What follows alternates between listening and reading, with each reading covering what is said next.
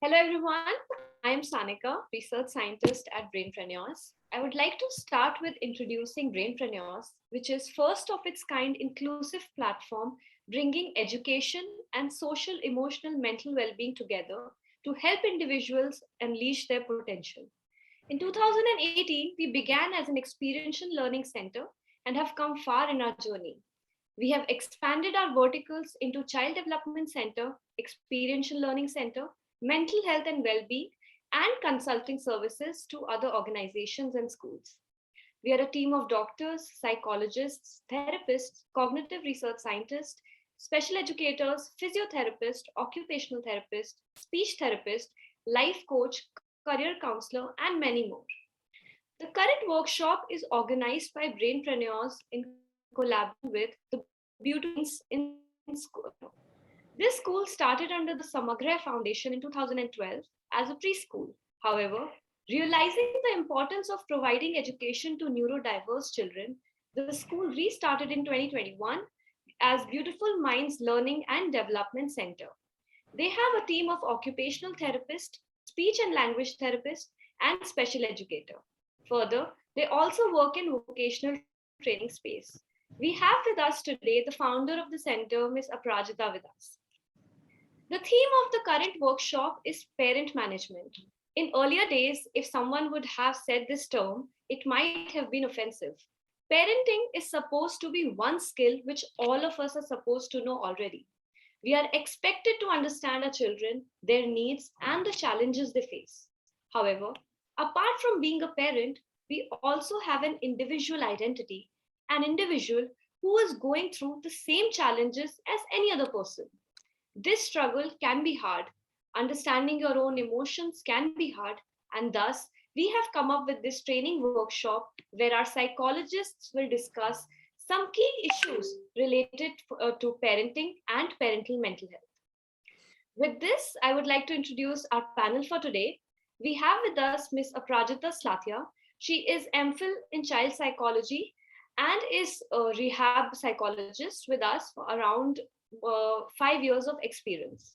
We have with us Ms. Soumya Rashid. She is the Chief Medical Officer at Brainpreneurs.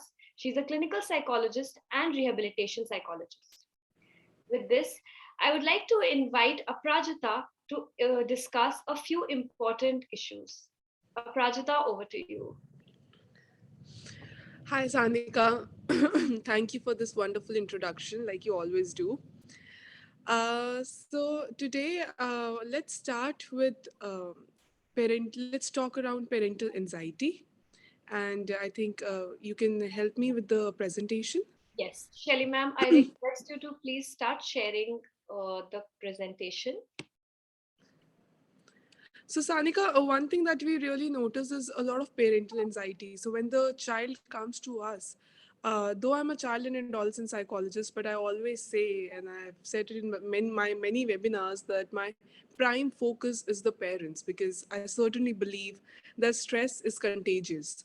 And if parents are going through immense stress, that it is very difficult for them to work with the child, right? If parents are unable to sleep and if they are facing any sort of those symptoms, it is difficult. It becomes difficult to work with the child. So today, let's focus on parental stress and their mental health first. To begin with, Sanika, I will discuss some generalized symptoms of parental anxiety. Can we move to the next slide, please? Yeah. So, when parents are going through stress, sometimes they are unable to sleep. They face a lot of low energy. Sometimes, because of how the society is, they might also go through low self esteem because everybody is questioning. And I mean, it is sometimes very difficult for them to process. So, there's sometimes low self esteem, a poor concentration and difficulty in making decisions, distractibility due to constant stress and overload, sometimes mild memory issues. Like, for example, somebody has gone to their office and they might work, they might miss on deadlines and all of those things. And information overload. What after coming to us, the only the way they want to get information is through Google sometimes, and that can be a lot of information overload. I mean, it can be some extra information which probably might scare them or is not, significant for them. Then feeling of hopelessness, like there are parents who go to numerous centers and doctors and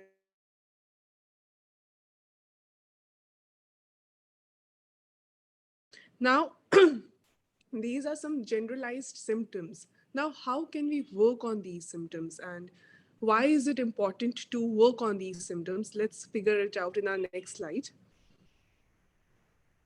Can we move on to the next slide? Yeah. So, number one thing is that it is very important for the parents to discuss their issues if it is really immense. For example, if three domains or even two domains, their occupational, personal, and social domain, any of the domains is getting impacted, it's important that they seek uh, help from a professional. They could go to a professional, seek help. They can also seek support from relatives, but then particularly if any of the domains, be it occupational, social, or their personal, any of the domains is getting impacted, it is very important that they go and seek a professional help. Then next is to be mindful. Now, sometimes because of stress, there can be loss of appetite as well, or there can be like overgain of appetite. It can be both ways. So, it is very important to be mindful while eating because, as we all know, when we talk about mood hormones, uh, for example, serotonin, most of it's, it is made in the gut area. So, it is important that what we are eating is important. Otherwise, we will have a lot of frustrations or irritability. Next, what they can do is it is always important that we analyze, we process as to what we are going through. So sometimes before sleeping, if we pen down our thoughts, what is that something which is bothering me? What is that something which is not letting me live peacefully? Maybe I can write those thoughts. Maybe I can, challenge those thoughts. So if they maintain a thought journal, that can really help them understand themselves, what is going with them internally. Creating a daily schedule. Sometimes, missing deadlines can produce anxiety. Sometimes missing a meeting can produce anxiety. So if we have a plan for the day, if we create our own schedule, it becomes very easy. And what anxiety is, what it is all about, worrying that what if I'm not able to do this, what if I'm not able to do that. There's so much of what ifs, but that what ifs can be overcome if we are able to maintain a daily schedule. So I think it's very important for the parents to have a daily schedule. Now, exercising, we all know, I think this is something very basic, that exercising helps us produce good hormones, which are, happy hormones, which are very important for us. So exercising for sure, and make time for yourself. If parents are able to wake up, now I know it is difficult to make time. It is easy to say that make time for yourself, but when you have so many things going on, maybe you have to go to the center for the training of the child and be there for an hour or two, and then you have to go and be in your own office. It might be difficult, but waking up half an hour early can make a bigger change in your life. So it is important that we make time for ourselves, maybe half an hour in a day. That's more than enough. So yeah, I hope these tips can help them. Next, a lot of times parents come that the child is going through, facing there's some undesirable behavior or showing inappropriate behavior. How do we work on it? And and how can we strengthen good behavior? How can we help our child, and how can we support our child in strengthening his or her good behavior? So first thing is to understand, like, why is it happening, right? So inappropriate behavior, it sometimes happens for a reason. Now, inappropriate behavior occurs to get individuals something they want or need. For example, the child wants something, but he's not able to convey, or he's not able to tell. Sometimes there can be delay in their language or in their speech. So sometimes communication, there can be a gap in the communication. Therefore, the child might start biting, or maybe the child is pinching, you know. So we have to also understand the cause, the reason why is it happening. So maybe the child is asking for attention sometimes. Can we move on to the next slide? Then is escape. Sometimes when kids come to us, we all are in the process of training so much that forcefully sometimes, you know, the child will be asked to greet, or the child will be asked to say a bye bye, and maybe the child is done with it, and maybe the child just wants to relax, and in the whole process the child is trying to escape. So he will again maybe try to bite, or maybe try to push, and maybe cry a lot. So we have to make sure that, you know, we are not overdoing things. If maybe in the training or at home, even parents are training their child back home, it is important that we don't overdo a few things, so that the child doesn't have to, you know, show any sort of undesirable behavior at that point in time, or the child doesn't escape. Items or activities. Maybe the child wants something. So I'll give you an example, Sanika. Maybe the child wants to play with a toy, right? And he's not done playing. And sometimes we might tell the child, you know, why don't you share your toy? And we might take away the toy, and we might give it to someone else. And the child, that can be that small incident in itself can be traumatic for the child, because, you know, he's not done playing, he's not done with the toy, but what we are doing is we are just snatching it and giving it to someone else, and telling the child that it's sharing, right? So it is important that we understand that, you know, understand and respect the child's individuality, and we respect the child's choices, because if we are forcing our things so much, the chances are high that the child can show some undesirable behaviors. Now, what can we do about it? Okay, sorry, there's last one. Sometimes the disrupted behaviors can be also because of the sensory issues, sensory overload. For example, if somebody is crying in the next room and the child has some auditory hypersensitivity, the child can get irritated, and the child might, you know, hurt himself or hurt someone else because of the sensory overload. So it is important that we make sure that proper sensory profiling is done, so that everybody understands, and we give the child the atmosphere, the environment that he actually requires. So let's move on to the next slide. So reducing undesirable behavior. So when we talk about sensory issues, it is important to give the child a proper setup, a proper structure. And sometimes it is important that we create daily schedules for the child, and recognizing the awards and the reinforcement can really help the child to reinforce the positive behavior.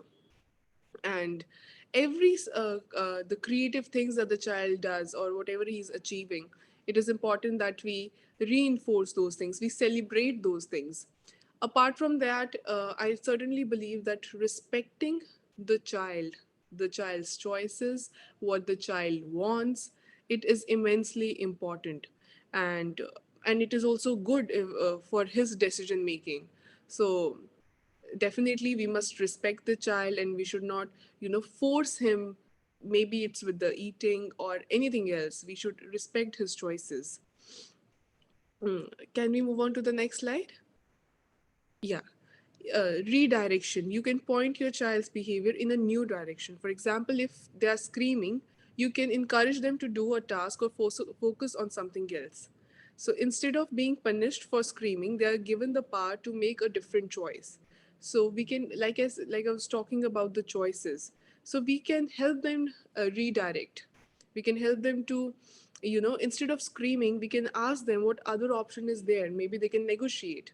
So we have to teach the child the art of negotiation. Next is siblings. Of course, siblings play a major role, so they can learn from one another as well. Uh, Next slide, please. Yeah, so when the child comes to the center, what we personally do is having an individualized education plan where we set targets, where we actually see we take the goals and we actually focus on the problem behavior, and then we go about mention our strategies in that IEP and we work accordingly. So IEP is a great thing. It happens in a lot of centers. It is there in a lot of schools for children with special needs. And yeah, last, safety. I think it is very important for the child to feel secure around you. There's some small things actually to make the child secure. Your tone, your voice. For example, there's a child with special need, and if you're soft and you're polite, that can really help. If you are, sometimes we, if somebody is coming too quick and is too fast with the child, that the child might not feel too secure. So it is important at the initial level that your body language is a little smooth and is a little slow around the child, so the child feels that there's a sense of comfort within the child.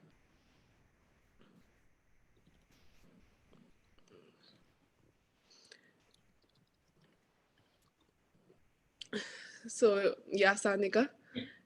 I think that was very informative, because in today's time usually what happens is that थोड़ा सा भी कोई issue है, कोई problem है, हम सीधे Google करने बैठ जाते हैं.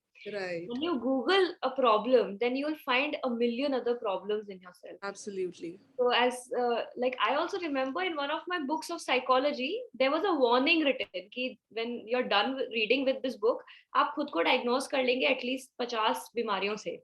So don't take things in, just how it is. One question we have here, Aprajita, from the audience, that यहाँ पे अभी आपने जितना बताया, a lot of that was focused on neurodiverse children, like sensory issues or something. But जैसे anxiety है, या even you say extreme sadness in children, ये आज के टाइम में हम लोग बहुत छोटे एज से ऑब्जर्व करने लगते हैं.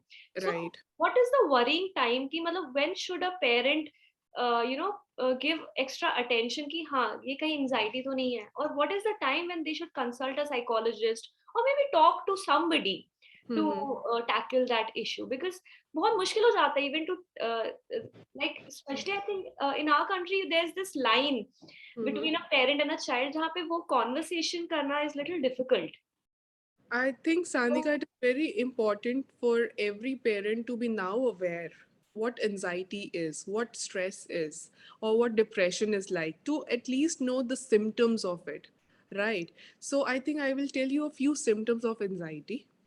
For example, if the child is saying मुझे बहुत सर दर्द हो रहा है, right? If the child is saying मतलब मुझे बहुत थकावट हो रही है, fatigue होने लगा है बहुत ज़्यादा, या shivering हो रही है, like headache होने लगा है, or there's a loss of appetite that you're noticing, the child is mostly on their own, kabhi chakkar wala feeling hai, the child is feeling dizzy.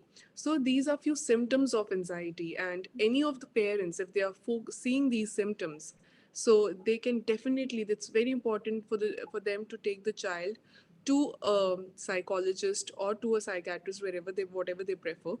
And I mean, there should be a professional help around the child, because ये कुछ symptoms हैं anxiety के, और अगर parent को पता होंगे ये सिम्टम्स तो ही वो पहचान पाएंगे. So it is important that the parents are also aware around anxiety. So if they know the symptoms, they'll be able to focus on those symptoms. And one thing, Sanika, I would like to mention, they can only notice these symptoms if they have a good communication with the child as well. Right, if there's a lot of gap between the communication, if there's a lot of gap between the two child and the parent, they will not be able to focus, they will be in their own zone, the child will be in their own zone. So having a good bonding is very important, so that these things don't happen. Thank you so much. Aprajita ma'am, are you there with us? Yes. Hi ma'am. Yes, So I'm this here. is our first collaboration with Beautiful Minds, and we've done one presentation. We've listened to Aprajita here. I want to know your point of view, your vision. What was your journey to opening up the center in Lucknow? So, Sanika, first, a big thank you for letting me be a part of this and collaborating with Beautiful Minds. So, firstly, being a parent is not easy in any case. So, imagine having a neurodiverse child, because otherwise, most of the time you could work on instinct. Parenting is pretty, no booklet comes with the child that handles this child with this behavior. So, you have to keep learning and you grow with your child. But I feel with neurodiverse children, you are left at your wits' end because you don't know anything about that particular condition or situation, and you educate yourself on the job. So I started a play school, regular play school, and I really wanted to have integrated education so that I could sensitize children, because somehow I feel there's a lot more of this autism and a lot of more conditions. Maybe we are more aware now, or maybe they are more prevalent. I'm not exactly sure on that. I really believe that parents of children who are neurodiverse, I mean, I can feel it in my being because I'm a mom, that they are so helpless, because the way everybody celebrates the birth of a kid, वो medal लाएगा, वो class 2 में गया, वो class 10 में गया, उसने ये किया. With these parents, they'll work pretty much all their lives, and most of these kids will not be independent or may not be totally independent. And I think a lot of time of these parents goes, is wasted from running from one center to the next, one doctor to the next, one therapy to the other. And I really feel that as a society and as individuals, if we come together, provide these children and these parents a safe environment for their children, to give them all the structure they need under one roof, rather than वो एक therapy से घर लाते हैं, फिर वो दूसरी therapy में भागते हैं. A lot of, honestly, they stop living. So I think this is brilliant, this parent management workshop, because a happy parent is a parent who can be of any use to a child. And also going through puberty with these children, with neurodiverse children, they cannot express, they no peers are going to teach them anything, so they need to keep working on that. Through Beautiful Minds, I want to provide that safe haven. We are still in the process, and we are wanting to collaborate with people like you and everyone, that we provide this secure environment, the right team that guides these parents, guides the children. And also, when the kids get older, some kids we need to put in pre-vocational and vocational, because education can probably be only to a certain time. Some may not get speech. So how do we make them independent? What do we teach them? So these are the things that we are working on, and I very take this forward as a society and as individuals and as human beings. We owe it to them. So this is what I. Thank you so much, ma'am. I think one thing that you said about being independent, that's a very good point that you've highlighted here. That how can we make sure making these children or individuals independent so they can earn their livelihood when they grow up? One question we have from our audience, that if a young adult is aggressive or screaming, then how can we divert them to some other activity? Aprajita, would you like to take this question? Yeah, Sanika. So when we talk about the aggression of any child, maybe young or any child, anybody for that matter, it is very important that we don't start negotiating at that point in time when the child is very aggressive. Because if you're doing that, so scientifically the amygdala is going to fire. So excuse me, I'm going to use a little scientific terms here, but and at that point of time, your prefrontal cortex, which is responsible for reasoning, it's not going to work. And so it is important you give the time to calm down on his own. You can just be there and give, you just probably hug the child and let him just out everything that he has inside. Give the child the time to calm down, and maybe then you can negotiate. Maybe then you can ask the child, okay, I know you're not feeling well, but what can be the other option? What is that something else that you can do? But if you start negotiating at that point in time, calm down, and after that teach him the art of negotiation and how to relax. And aggression is and also to validate sometimes that being angry is okay. Sometimes we say that why you're getting angry, you're being a bad boy. So we don't have to say all those things, we have to make a safe environment for the child where the child can really share with us that what was that something that made him feel bad, and then to make him learn the art of negotiation, and I think the child will do better the next time. Very, very valid point, I think. I hope so you got your answer. Now, without wasting any more time, let's move to our second panelist. Soumya ma'am, are you there with us? Hello. Yes, Soumya ma'am is here with us. Yes. Over to you, ma'am. I invite you to share your wisdom with us now. Thank you very much. Can I have the presentation? Yes. Shelly ma'am, can you please share the second presentation? Yeah, so I'm going to talk about parenting styles. Okay, as everyone knows that parenting is not as easy as it sounds. It is not that much easy. So let us start with this thing that what is parenting, what are parenting styles, and we will try to focus on different types of parenting styles and the consequences of these parenting styles on the children. Okay, so parenting is a complex activity that includes many specific behaviors that work individually and together to influence child outcomes. Although specific parenting behaviors such as spanking or reading aloud may influence child development, looking at any specific behavior in isolation may be misleading. It has been noted that specific parenting practices are less important in predicting child well-being than is the broad pattern of parenting. Next slide, please. Most researchers who attempt to describe this broad parental milieu rely on Diana Wright's concept of parenting style, because this is the concept which we are going to use in this presentation, which we are going to discuss about.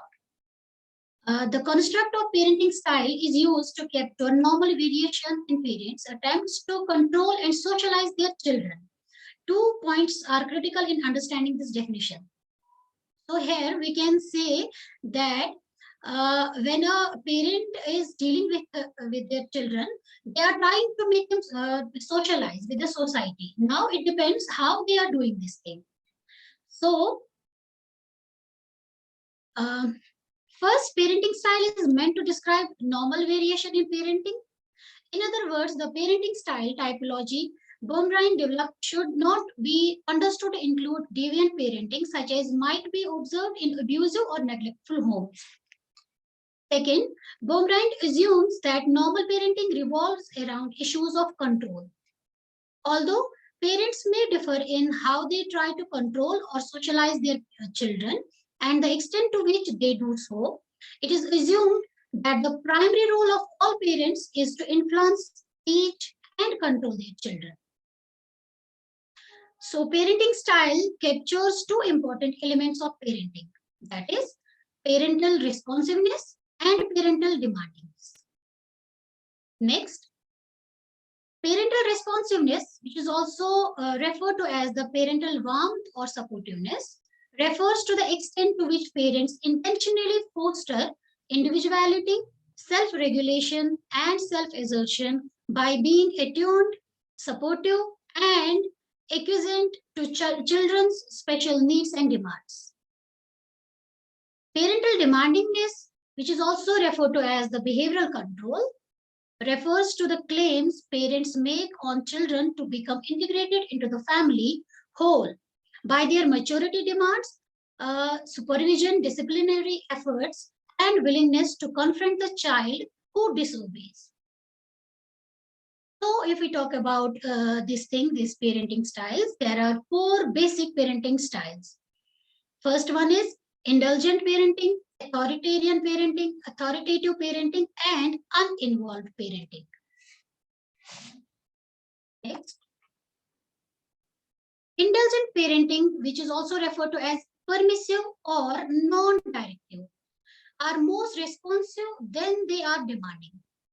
They are non-traditional and lenient, do not require mature behavior, allow considerable self-regulation, and avoid confrontation. Indulgent parents may be further divided into 2 types, which are democratic parents, who, though lenient, are more conscientious engaged and committed to the child, and non-directive parents. Authoritarian parents are highly demanding and directive, but not responsive. They are obedience and status oriented and expect their orders to be obeyed without explanation.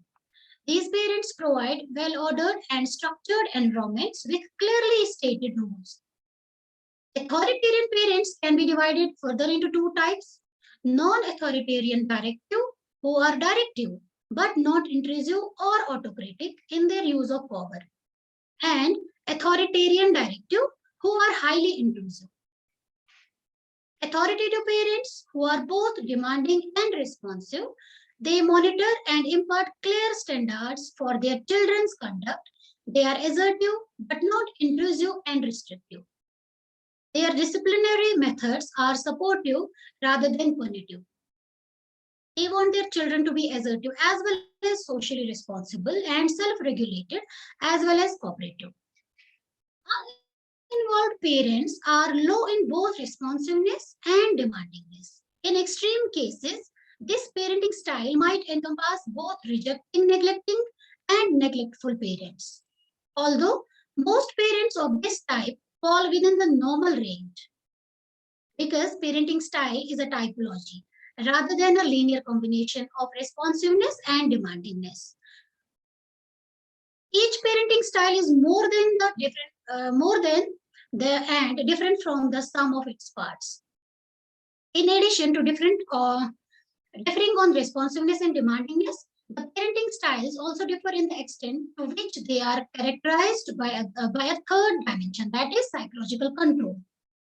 Psychological control refers to control attempts that intrude into the psychological and emotional development of the child. Through use of parenting practices such as guilt induction, withdrawal of love, or shaming. One key difference between authoritarian and authoritative parenting is in the dimension of psychological control. Both authoritarian and authoritative parents place high demands on their children and expect their children to behave appropriately and obey parental rules. Authoritarian parents, however, also expect their children to accept their judgments, values, and goals without questioning. In contrast, authoritative parents are more open to give and take with their children and make greater use of explanation. Thus, although authoritative and authoritarian parents are equally high in behavioral control, authoritative parents tend to be low in psychological control, while authoritarian parents tend to be high. So these were different styles of parenting which we discussed. Now let us see the consequences of these parenting styles for children.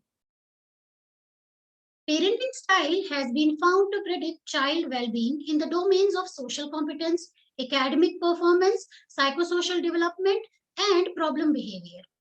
Research based on parent interviews, child reports, and parent observations consistently finds children and adolescents whose parents are authoritative rate themselves and are rated by objective measures as more socially and instrumentally competent than those whose parents are non-authoritative. So this was based on the research which was found, in which it was found that which I already discussed about in this slide. Children and adolescents whose parents are uninvolved perform most poorly in all domains. In general, parental responsiveness predicts social competence and psychosocial functioning, while parental demandingness, that is, which is associated with instrumental competence and behavioral control, that is academic performance and deviance. These findings indicate children and adolescents from authoritarian families, which are high in demandingness but low in responsiveness, tend to perform moderately well in school and be uninvolved in problem behavior. But they have poorer social skills, lower self-esteem, and higher levels of depression. Children and adolescents from indulgent homes, high in responsiveness, and low in demandingness are more likely to be involved in problem behavior and perform less well in school. But they have higher self-esteem, better social skills, and lower levels of depression. In reviewing the literature on parenting style, one is struck by the consistency with which authoritative upbringing is associated with both instrumental and social competence, and lower levels of problem behavior in both boys and girls at all developmental stages. The benefits of authoritative parenting and the detrimental effects of uninvolved parenting are evident as early as the preschool years and continue throughout adolescence and into early adulthood. Although, ma'am आप आगे वाली slide पे गई है अभी, okay. Although specific differences can be found in the competence evidenced by each group, the largest differences are found between children whose parents are unengaged rather, and their peers with more involved parents. Differences between children from authoritative homes and their peers are equally consistent, but somewhat smaller. Just as authoritative parents appear to be able to balance their conformity demands with their respect for their children's individuality, so children from authoritative homes appear to be able to balance the claims of external conformity and achievement demands with their need for individualization and autonomy. So this was about the parenting styles and what are the consequences of these parenting styles on the children. Our next topic, which is psychoeducation. The term psychoeducation, psychoeducation was originally conceived as a composite of numerous therapeutic elements within a complex family therapy intervention. And this is slide number 25.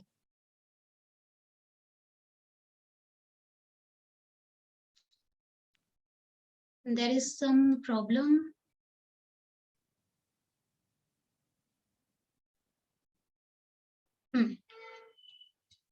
Patients and their relatives were, by means of preliminary briefing concerning the illness, supposed to develop a fundamental understanding of the therapy and further be convinced to commit to more long-term involvement, because psychoeducation is very important. If we are talking about any psychological problem or psychiatric illness or any kind of problem, either in children or an adult population, psychoeducation plays a crucial role in the development of the in the whole treatment process.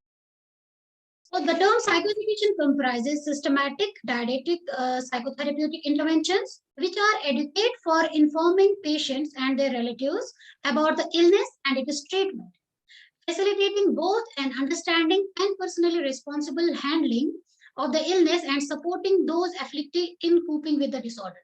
Because when we are talking about any psychological problem which has been faced by either child or adult, it is very important to make their family, to make their attendants understand that what is the problem, what is the reason of this problem, what is the etiology of this problem, and how we can manage this problem. Because if we are talking about the manage of psychological problems, psychological disorders, there is importance of medication as well as psychotherapy. Psychotherapy is based, actually, if we are talking about psychotherapy, the first thing which we should do, which a therapist should do, is to make client as well as his family understand what are we going to do, what is the nature of illness, what is the duration, what could be the prognosis of illness. So we have to make them understand about each and everything about the problem. The roots of psychoeducation are to be found in behavioral therapy. Although current conceptions also include elements of client-centered therapy in various degrees. Within the framework of psychotherapy, psychoeducation refers to the components of treatment where active communication of information,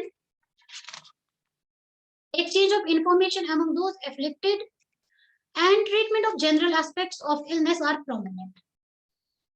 Now, let us go to the goals of psychoeducation. What should be the goals of psychoeducation? If we are talking about psychoeducation, what should be the goals? Next slide, please. Next. Exactly. So the first goal of psychoeducation should be ensuring patients and their relatives attainment of basic competence. Next goal is facilitating an informed and self-responsible handling of the illness, deepening the patient's role as an expert. Next slide, please. Co-therapists strengthening the role of relatives. So we have to strengthen the role of relatives. Relatives means everyone which is related to the patient. Optimal combination of professional therapeutic methods and empowerment, improving insight into illness and improvement of compliance. If patient and his family is not complying to the instructions which we are giving to the client or patient, we can say, then there is no fruits of that process of that therapy. So we have to focus on the compliance. We have to make them comply to the instructions or the techniques which we are giving to them. Promoting relapse prevention, like if we have already worked with the patient and he's in remission this time, so there are chances of relapse prevention. There are chances of relapse. So we have to prevent that relapse. We have to work on relapse prevention with patient as well as the family of the patient. Engaging in crisis management and suicide prevention, supporting healthy components, economizing informational and educational activities. So these are two different topics if we talk about this thing like parental styles and psychoeducation. Now let us talk about the parental psychoeducation. How much important is psychoeducation for parents? Mental illness in children affects the entire family. Children are dependent on their parents to help, recognize and meet their needs. So education and support for both the child and the caregivers about disorders and treatment are essential. Various parent and family interventions have been developed for families with a child with a serious emotional or behavioral disorder. The goal of the parent psychoeducation is to provide skills and tools that focus on opening lines of communication between the parent and the child, which we were just talking about, that there is this lack of communication between the child and the parent, which gives rise to different kinds of problems. Next one is child managing the parents' reactions and emotions, resolving disagreements, disengaging from conflict, repairing harm, and working towards creating a context of hope within the household. Parent psychoeducation is an intensive program that requires parents who are motivated to change their household dynamics, willing to engage in self-reflection about their communication patterns and styles, and committed to participating in the program. So this is very important for parents to get educated about the process of child problems, about the process of problems which the child is facing. That's all. Thank you. Thank you so much, Soumya ma'am. That was very informative, I would say. As a Prajakta ma'am said, there is no handbook that comes with the children. I think this is the handbook with which we should be providing everyone about parenting styles and parental education. We have a few questions. So since we have heard your opinions and your views, let's move to Aprajita. I have one question for you from the audience. That how can we enhance communication between parent and the child? As a child also grow up, they are also facing or having their own individual identity. So a lot of times there are conflicts that arises. So how do we enhance communication in such a situation? So, Sanika, one thing, now we all are living in a busy world, busy with the phones. So, one thing which is very important is to make that time out, and so that we all there should be a time where we all keep our phones aside and we have everything together. It can be a dinner, and there can be a time where, we share how the day was like. And for that, we will have to have a time for it.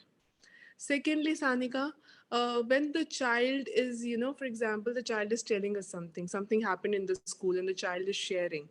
Now, parents have this urge to, to interrupt and ask more questions.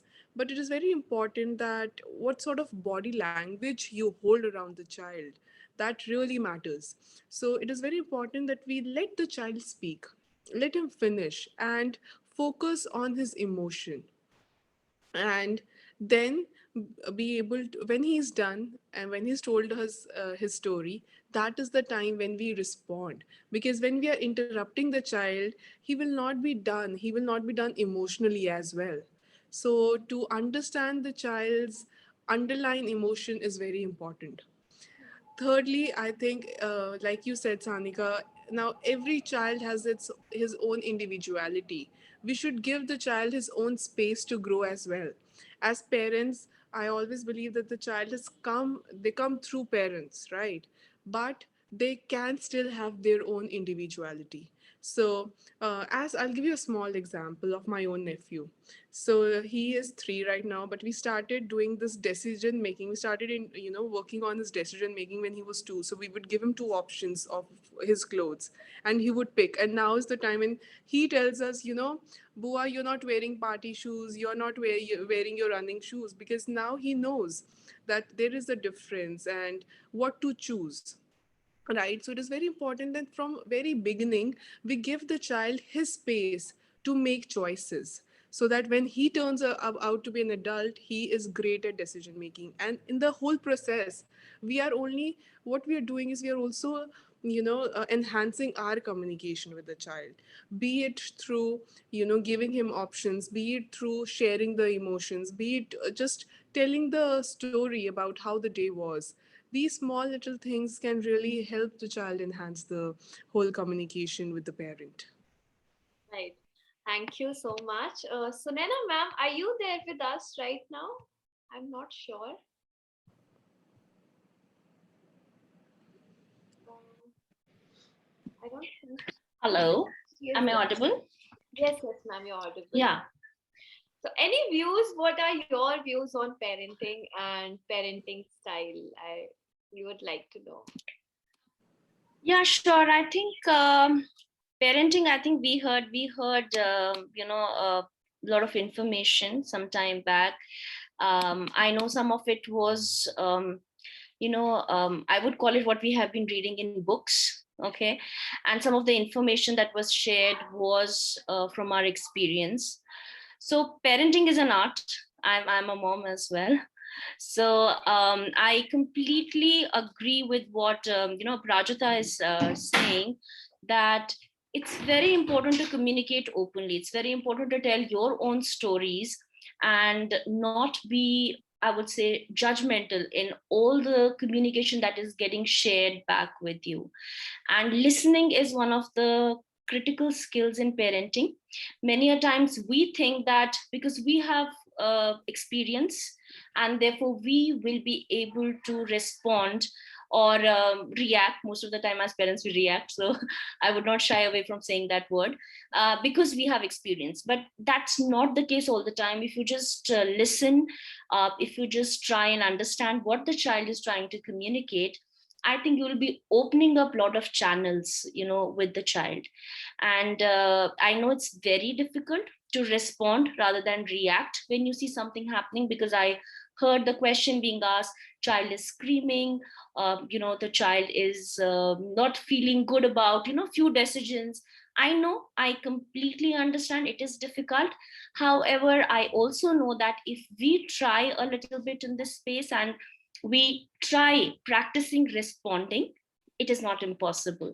So all I would love is that we have a beautiful audience of 40 plus people. I don't know if they're comfortable with English language, we can move on to Hindi as well. And I would love our parents to interact and ask questions, because we can learn a lot from them, and we anyway have trained panelists out here who can help them understand a lot. But short answer to your question is, parenting is an art, and therefore we should all learn about it each day. Thank you. Thank you so much, ma'am. So the stage is open for audience. Any questions we have? Hindi या English में जो भी language आपको comfortable लगे, आप कोई भी सवाल पूछना चाहें हमारे पैनलिस्ट से, you're most welcome. मैं तो ये भी कहूँगी कोई एक्सपीरियंस शेयर करना चाहे जिससे other parents can learn from it.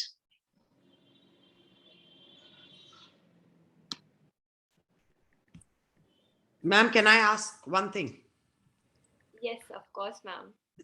So actually, when ma'am was sharing the parenting styles, I'm just curious that once you realize your kid is neurodiverse, then how do you blend that in to create the right impact? How do you work through that then?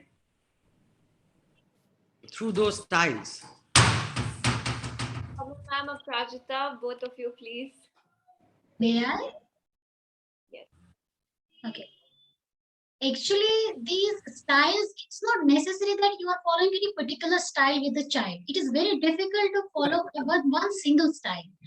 So always when we are talking about different types of styles, there is no boundary. We can use eclectic approach. We can use bit of everything. जहाँ पे हमें लग रहा है कि हमारा बच्चा किसी स्पेशल नीड हमारे बच्चे को है, इट इज नॉट नेसेसरी कि हम उस बच्चे के साथ कोई पर्टिकुलर स्टाइल ही फॉलो करें. ये जो है styles, it is just for understanding the process of parenting. Because parenting जो है, no doubt for the parents, they can understand, they can go through this thing, they have this experience. The parents, because not necessary that the thing we are sharing here, it is only watched or listened by only parents. यहाँ पे बहुत सारे ऐसे भी लोग होंगे who are planning for this thing, or there are a few people who are unmarried here. Okay, so यहाँ पे क्या चीज है, जब आप अपने बच्चे में ऐसी चीज कोई देखते हैं, जब आप कोई स्पेशल नीड कोई नोटिस करते हैं, लाइक एक बच्चा है जो ऊंचा सुनता है, any sensory kind of problem, जो ऊंचा सुनता है, तो उसके साथ आप थोड़ी ना आप अकॉर्डिंगली उनके साथ उसी टोन में बात करेंगे, उसी वॉल्यूम में बात करेंगे, जिससे आपको एक बारी में लगेगा कि मेरा बच्चा जो है वो कंफर्टेबल है with this tone. You will know, चाहे आपको कोई भी साइंस आके बोले आपको इस लेवल में बात करनी है, आपको इतना दूर रह के बात करनी है, but you will not follow that at that time. Because जब आपको बच्चे की नीड समझ आएगी, यू विल ट्राई कि आप उसी तरीके से खुद को डाल लें, उसी कंडीशन में.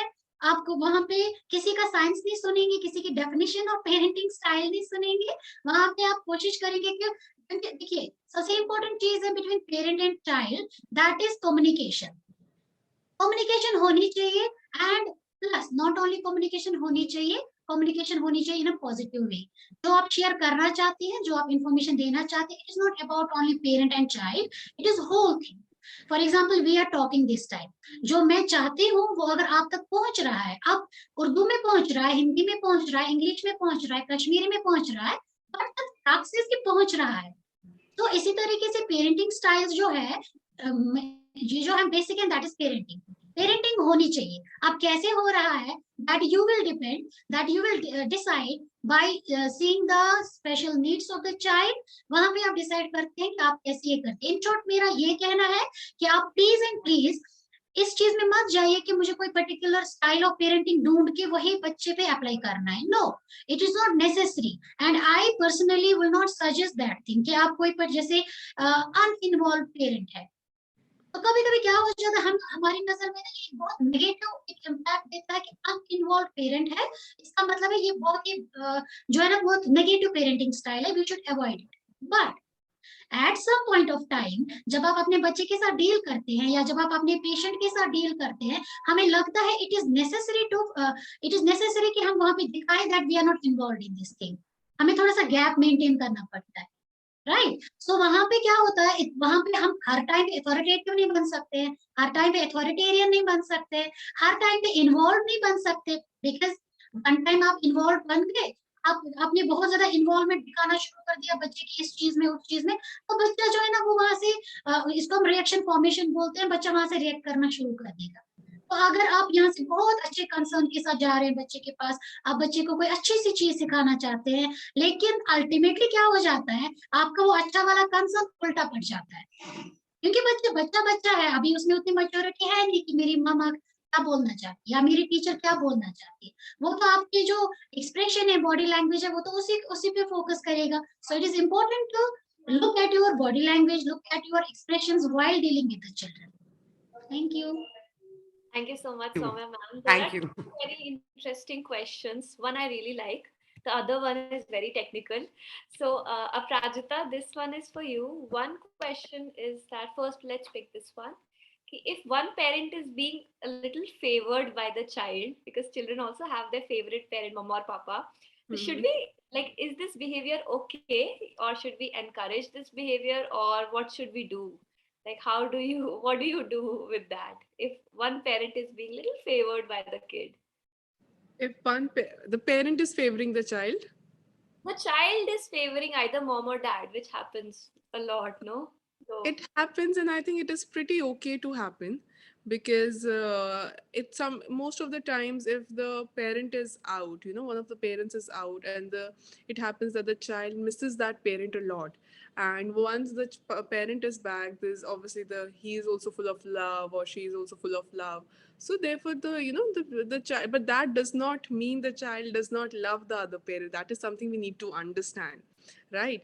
Favoring is one thing, but it does not certainly mean that the child does not love the other parent. The child might express, because obviously the parent might be out working, and when he's back, it might look like the child is favoring one, but not necessarily that's the case.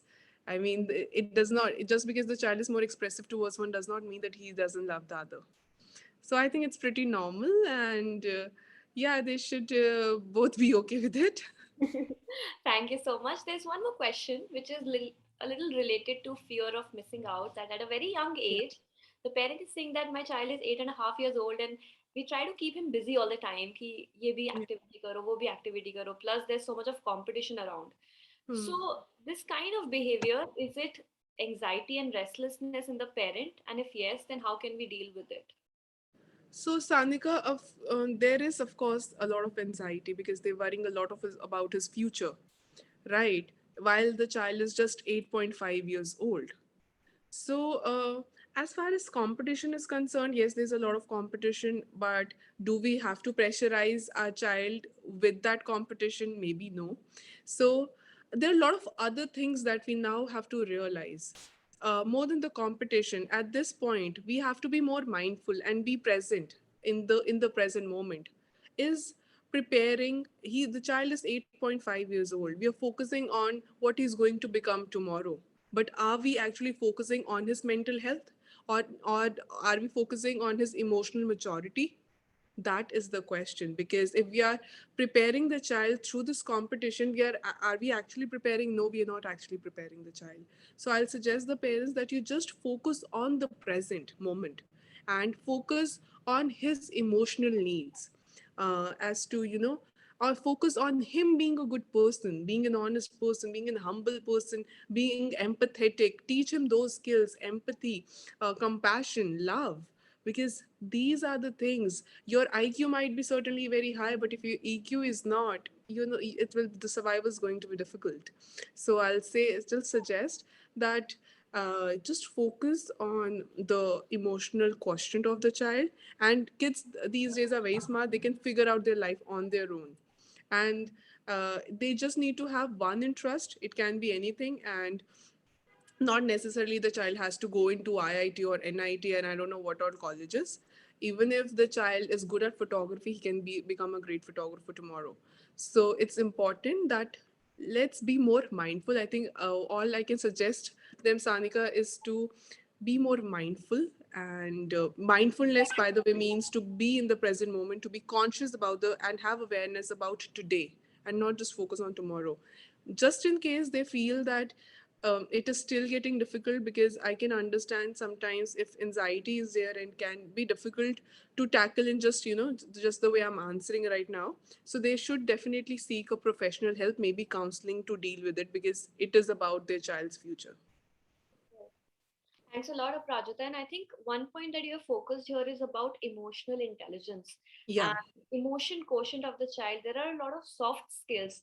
So, for Yes, example, in academic schools, may and even I think mostly colleges, may what we learn these days is a lot of technical information. Data absolutely. science aa gaya hai, coding aa gaya hai. We are learning these skills. Computer science, may like children are becoming engineers these days. But Children are becoming ingenious and they are themselves becoming mechanical. exactly, and wahan pe somehow we are losing that essence of Yes. human, being a human.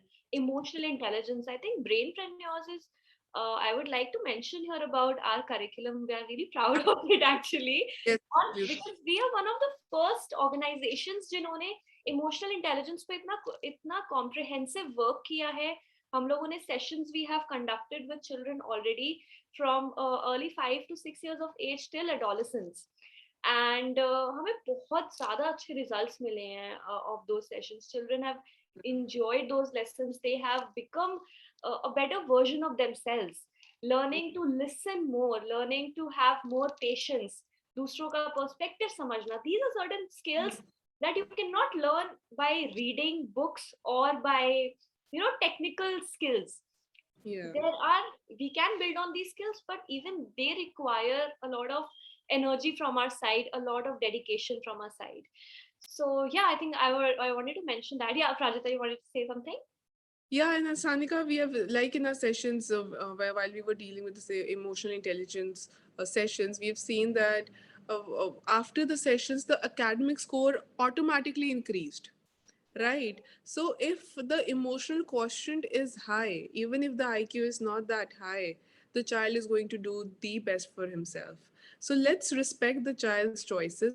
Otherwise, he will not be a good decision maker tomorrow. If we keep telling him, if we keep guiding him, like Sunam ma'am also said, it is important that you trust the child. And at 8.5, I don't think so it is the right time for that. Right. So yeah, I mean, if you feel that if there's a need to take counseling, I think you must. Taking professional help is equally important in that case. Thank you, Prajita. There's one more question. I think this is the last one we'll be taking today. How should we deal with a child who has witnessed a fear-inducing situation? Okay. So when we talk about fear-inducing situation, it is very important, especially with this younger lot, that we allow them to speak it out. We allow them to. It's called brain integration, basically, where the emotional brain and the practical brain, it integrates, because when the child is narrating the story, it integrates. So the when the child is narrating the story, the child himself is also able to understand as what he saw. Once we let the child complete the story, then we can help the child understand what it exactly was. So sometimes what happens, if the child has gone through a fear inducing situation, what we usually do is, are chalo ice cream khila do, you know we don't let the child process it. अरे बच्चे को ice cream खिलाओ या इस situations में से निकाल दो. अरे मतलब अगर ये बोलेगा तो इसको we take it like that. अगर the more the child is going to speak, the more it is going to be traumatic for the child, but that's not the case. If we are avoiding that situation, the child will never be able to process, and maybe he will then process after 4 or 5, 6 years, and that time will be very difficult. So the moment he's seen, calm, let him comfort him, let him calm down, and then let him, because at that time the child wants to speak, he wants to seek for help. So let him come out with the story and process, and then you talk to him. The more he will be able to talk to you, and the more you will allow him to talk, I think that's when the child will be more comforted. Thank you. Thanks a lot, Prajita. I think that was the last question for today. If we do not have any more questions from the parents, I think we are good to close now. I would like to mention here that this workshop is a 3-day workshop, and we will be continuing next week and next to next week. We will send you the details further, and please be there. In the next sessions, we will be having interaction with a renowned neurologist, Dr. Sushil Razdan, as well as life coach, Sunena ma'am. And there will be a lot to learn, and we'll be addressing more queries and more questions. So please sign up, and we'll send you the details soon. Any closing comments you have, Prajita and Soumya ma'am?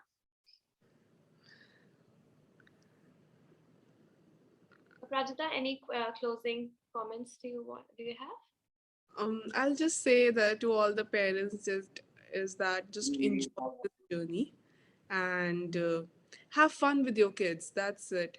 I mean, let them have their individual self, let them have their own identities. I mean, you have your own identities, your child can have a different identity, which is perfectly okay. So let them have their own individualities, their own mind, their own decisions in life, and you will one day be definitely proud of them. Thank you so much. Soumya ma'am, any closing comments? My closing comment will be, it was very nice interacting with you people, because this was my first this kind of experience. So it was very so nice talking to you all.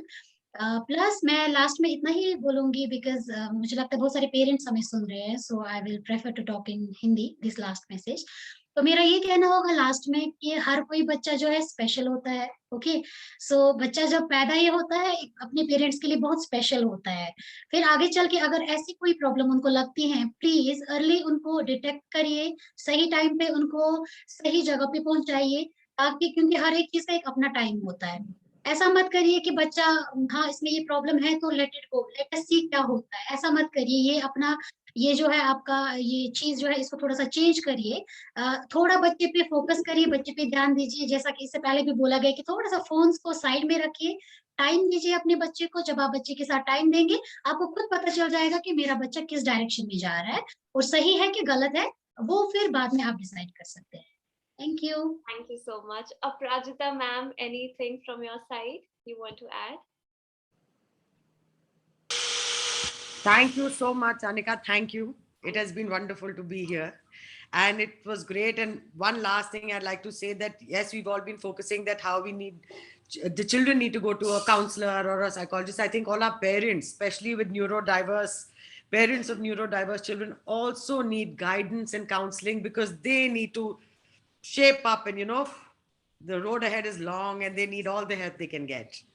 So thank you for this wonderful session. Thank you. Thank you so much. I think we are good to close. Thank you everyone for coming and joining us. I hope that we'll see you next week and next to next week. We'll be sharing the details on our social media platform with all of you. Bye, Sanika. Bye-bye. Bye. You are a great host. Thank you.